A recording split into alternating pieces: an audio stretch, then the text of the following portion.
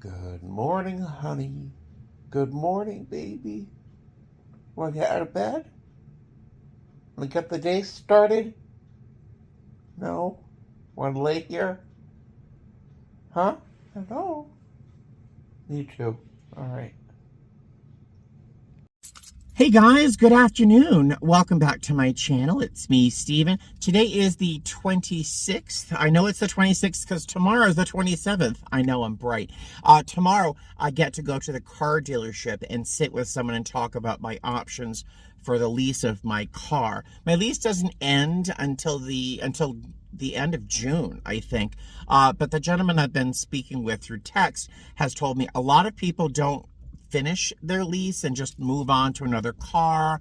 I don't know. I'm going to have to take this with a grain of salt because I got lucky when I leased Shimi because they were trying to twist a knife saying that prices were higher because there was some chip shortage. Well, that has passed. So we'll see what happens tomorrow. But today, I'm going to stop into Ikea in a minute. Now, my goal is to pick up a desk or a table of some sort, something simple, clean, white, to photograph things for eBay.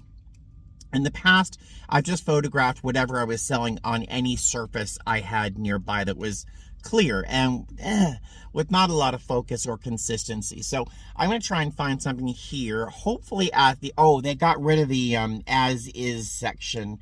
They're doing construction. So I'm going to try and find the cheapest option I have for whatever. So I'm going to go in there, pick up something, and then I'm probably going to hit a Goodwill on the way home just to find some odds and ends that I can continue to add to my pile of things to list. So I will see you guys inside. All right, did I even show you this little jacket of mine? It's super fluffy and cozy. Looks like wool, but it's acrylic, I think. It's by a company called Minimal, MNML. No vowels, but it's perfect for this time of year. It's 62, 65 degrees outside. Just gorgeous. So I'm gonna go upstairs, grab a bite to eat, then do a little shopping. I'll show you what I'm gonna buy, and I'll see you there. Alrighty, so I just got lucky, very lucky, and I splurged a little teeny bit, but I just got very lucky. I'll show you why. So I was gonna buy one or two of these desktops. They are $25 a piece. And I went down to the as-is section, which they do have. They kind of hid it, though. There were two of these in the dark brown, and there were two of these in the white at half price. So I did spend $50, but I got four of these desktop things, which I could use to film on and have one in the back as a background, or the brown and the black, and I can mix and match and do whatever. So I got four of those desktops for $50, and I bought four of these table legs just so I can put legs on one of the white tables and use the white or the dark brown as bases and backgrounds. Did that make any sense, or did I make that so much more complicated than it needed to be? I don't know, but I just got those four desktops at the as-is section. I had to buy the table legs full price, but yeah, so I'm super happy. Now I'm gonna get something to eat because that was all downstairs. I will see you later. I'm not sure what time it is, but I should head home. See you soon. All right, look at this car. Can you see? It's a skeleton sitting on a milk crate holding onto a bicycle, and it's wearing a beanie. That is hysterical. All right, so hi. That trip to Ikea Vegas. That trip to Ikea was much more successful than I anticipated. Now I have a whole building block set where I can create a base and a background for pretty much anything I'm going to sell on eBay. It'll make setting up a spot to photograph things a lot easier. I'm also thinking of filming certain pieces that I'm going to sell that would like a little short video, like a 3-second video to show a piece in the round rather than just still photographs. I think that might be nice. So what I would do there is film it and either put it on my YouTube channel and keeping it as private where I could then just share it on the listing or create a separate YouTube channel just for those clips. I'm not sure, but that's a thought I'm having. So this video so far is just about me going to Ikea. So not a lot of fun. So I thought, while browsing through some questions that were in my comments section under in my YouTube channel, I would answer a question that I love and then maybe expound upon it beyond the realm of the question, but I think some useful information, things that most people wouldn't talk about. So, you know, that's me. So I will apologize. The road here, I'm driving along the airport, is very bumpy, and I'd rather look at the road than the camera. So I apologize for any bumps like this one. All right. So the question basically was, when would be the ideal time to get up and use the lavatory, the restroom, the water closet, the bathroom, however you want to call it. When would be the ideal time to use the bathroom, especially near the end of the flight? Because, you might have been on the plane for 5 hours, blah, blah, blah. So, first off, let's answer the question. All of this is my experience and my personal opinion, so I'm not gonna, whatever. So, first off, I would never go to the bathroom on the airplane. Ideally, I would use the lavatory or the restroom at the airport before you get on the plane. You're gonna be at the gate, hopefully a half hour to 45 minutes before boarding. Use the bathroom at the airport. Wash your hands. Use the bathroom in the airport. Wash your hands. That would be my short answer, is don't use the bathroom on the airplane because it's disgusting. But if you have to, use the bathroom whenever the seatbelt sign is off. The flight attendant, the lead, whoever, the purser is going to let you know when that seatbelt sign is turned off once in a while. It goes bling, and you'll see the seatbelt sign goes off. Make your way to the bathroom. Now, if there are more than 1 or 2 people standing in line, especially in the back of the aircraft, because that's where turbulence really makes itself known, wait in or by your seat, or wait to use one in the forward of the aircraft, in whatever class cabin you're in. If you're in first class, you have your lavatory. If you're in coach, you have your lavatory. Okay? So if you're in the back of the aircraft and you see more than 1 or 2 people waiting in line, please wait in or by your seat until that lavatory line is dissipated or the lavatory is available. When you get in there, lock the door. Lock the door. Half the people that get in that lavatory don't lock the door, and it creates a little bit of a Saturday Night Live skit every single time. So lock the door. So the other reason, there's a few reasons you want to do this. First off, if there's turbulence and you're standing in the back of the aircraft, if you've never seen the news, people get seriously injured. I don't want to set a bone on an airplane. They get seriously injured by turbulence that pops up out of the blue. So that's one reason you don't want to be standing around in the aircraft waiting for the bathroom, when you could have taken care of that in the airport. The other reason is the people who are sitting in the aisle seats in the back of the aircraft, they don't want someone standing over them, directly next to them with their butt or their crotch right in their face. Maybe they don't want, maybe they do. Maybe they like that kind of thing. But to stand next to someone's head during a flight, if it's a busy bathroom, someone's standing right next to you while you're sitting there for hours. And it's exhausting. It's happened to me. I've been the person sitting in the aisle seat there, and people standing next to my face for what seems like a week. It's unpleasant. So don't be that guy, So use the lavatory when the seatbelt sign is off. Make sure there isn't too much of a line. And if the seatbelt sign comes on while you're standing in line, unless you're going to have a serious emergency, and you know what I'm talking about, go sit down and buckle your seatbelt, okay? I don't mean to yell at you, but I am. All right, so typically in my airline, and I think most airlines, there's a point where we're going to begin our approach or begin our descent.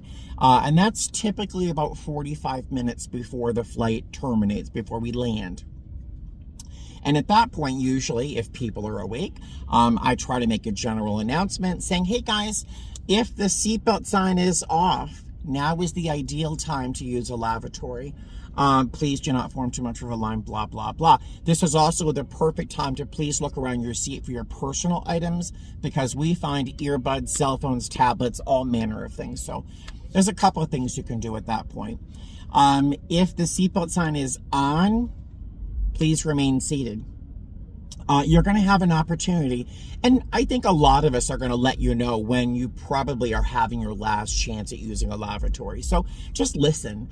This is one of my problems with noise canceling headphones, because you can't hear anything we're saying, and then you just hop up and put yourself at risk, and risking other people's safety as well. While we're on the topic of risking someone's safety, in my aircraft, most of our aircraft that I fly are Airbus A320s, sometimes an A321, very rarely a 319. But in an A320 SpaceLex configuration, we have 2 lavatories in the back of the aircraft. The jump seat for L2, which is the rear aft left door, that's where the jump seat is, and it's also right in front of the lavatory there. So if there is turbulence of any impact, like if there's any serious turbulence, and someone pressures the flight attendant to get up when there's turbulence and they should not get up, I get ripshit. I get very mad. You're putting my coworker, if it's not me, at risk for injuring herself, putting her out of her career path, all sorts of stuff, because you didn't plan when you should go to the bathroom. So when you get up and you're the one that makes her or him get out of her jump seat, you're putting them at risk, you're putting yourself at risk, you're putting everyone around you at risk. And it's unnecessary. Just be conscious of that seatbelt sign. All right, so I'm done yelling. Sorry. So this leads me to a couple points. How to use the bathroom. Okay, so this is going to be a primer for some people who have never learned these lessons. First off, lock the door. Lock the door. It's very simple. Some of these lavatories don't have lights until you lock the door. So when you get in there, lock the door. When you're gonna, boys, lift the lid. Boys, men, lift the lid. Aim. You can put, if you're in a small lavatory, like I'm 6'2", I can use one hand to steady myself, and I'll literally put my forehead against the wall if I need to really stabilize myself, so I'm not doing this. Okay, you know what I'm talking about, right? So aim. Ladies, I don't know what to tell you. The only things that go in the toilet is toilet tissue. That's the only, toilet paper is the only thing that goes in the lavatory, in the toilet. That's all I'm saying there, if you get what I mean. So we're using the toilet. How are we using the toilet? We're going to sit down. If we have to sit down and we're doing a number 2, sorry, we're going to go places you didn't think you were going to go. If you're going to go number 2, couple pointers. Know yourself. You know what's going to happen. You probably have a good idea of what's going to happen, the situation that's going to happen, the texture maybe. Okay, we're going there. Sit down. My personal experience, scoot forward a little bit. Don't push all the way back, because most of the way these toilets are built, they don't have a lot of running water. There's just this little rinse. And if you scoot back all the way and you have a particular texture, I know we're going to go there because everybody poops. If it's a particular texture, and you scoot all the way back, it's going to stick right there on the toilet, in the toilet. It's not going to move. It's not going to move because that water is just going, okay? So you've just left this object, mass, in the toilet, and you either, like if you're a good person, you're going to take care of it. like you would at a friend's house or your own home. If you left that thing sitting there and one of your dinner companions walked in the bathroom after you, wouldn't you be embarrassed? Wouldn't you be horrified? So clean it up. If it's there, use some tissue. It's your own brand. It's your own product type. So it's not like you're dealing with some stranger's stuff. Knock it down. Whatever you have to do, clean up after yourself. It should not be left to the person who's coming in after you to discover this. I know that I'm belaboring the point, but it's so often you get in there and it's like, oh, wow, huh? You should eat more fiber, you know? So that's what I do when I go in there and use a lavatory. I know I've looked and I just take care of the situation. Because otherwise, you got a flight attendant who goes in to check the lavatory to make sure it's neat and clean for our guests or our pilots or whomever. And we're not going to do that every 10 minutes. So, you know, I get in there and it's like, I don't know. My solution when I'm at work is often to brew an empty pot of hot water and just dump it in. But I shouldn't have to do that and chase you around. You can help us out there. I sound like I'm yelling. I'm sorry. It's just a topic that I don't think I ever really have the opportunity or inspiration to talk about. So we've talked about that. What else are we going to talk about? Oh, and there's something else I wanted to say about the toilet. Hold on, let me think. Yes, farting. Now, I should have gone, like, when to use the bathroom, farting, poop. But, sorry, I'm going backwards. So, farting, it's going to happen. You're going to have to fart on an airplane. If you've ever bought a bag of chips or something on an airplane or brought something on board that's sealed, when we go up in the air and we change our altitude, the cabin is pressurized. That little plastic bag is going to puff up like a balloon, and then sometimes it's going to collapse and shrink. The same thing can happen to our bodies, or, you know, the pressures inside our bodies that might create some gas. The things you're eating in the airport, the stuff that you threw in your mouth before you went to the airport at 4 a.m, whatever situation your diet is in, it could potentially create, a lot of sodium. It could create some gas. Now, what do you do if you have to fart? How do you fart politely on an airplane? All right, so this is my solution. This is what I do.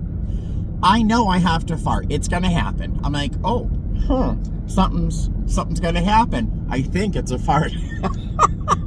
I think it's a fart.